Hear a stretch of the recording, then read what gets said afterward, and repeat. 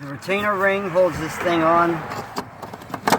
It's up under here. You tap it with a screwdriver. They probably make a tool for it, but you hit it, you get one of these edges without going through your HDPE plastic here. You tap that, it releases this ring, and then your pump comes out. Okay, so and then you have to unplug your thing here. There's a little clip there that holds that on. Yeah, that's this. It's over here. Actually, which one? Yeah. And don't ever try to start your car with that wire on and that hose off, because it will spray gas everywhere. Yeah. It's under pressure, so you want to release it.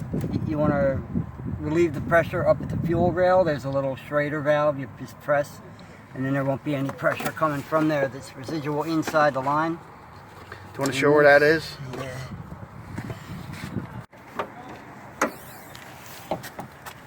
Here, somewhere on your fuel rail, one of them, it'll have this. It's got a little Schrader valve. It looks just like an air conditioner or a tire valve. Let me see. You come up here to that. Right there on the fuel and rim. then you just release it. You can even do it with your finger. Little screwdriver, and it relieves the pressure. And it just relieves the pressure out of there. When it's like that, there's no more pressure. So, and you go, it's just it. That Good. If you're not a mechanic and you don't really know what you're doing with this stuff, like these are fuel lines, you don't want to cut your fuel line, you know, then you're getting into all kinds of other headaches and whatever. You cut these lines, this thing, and that's probably like $50 for 1.5 feet of line. Right. You just have to be really careful, because there's a lot of things that can get messed up. You cut the wiring, whatever.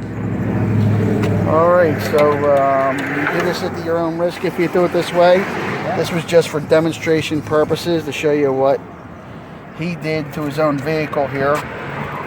And refer to manufacturer's instructions.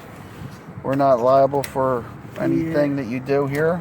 Manufacturer's instructions say to take it to a professional. However, I do this for a living. That makes me a professional. Yep, so follow manufacturer instructions. This is just a demonstration of how one person did it. Yeah, and these are tricky. Some of these are different. Some of these, a horseshoe clip. You can't just, some of them look like a horseshoe clip and they're not.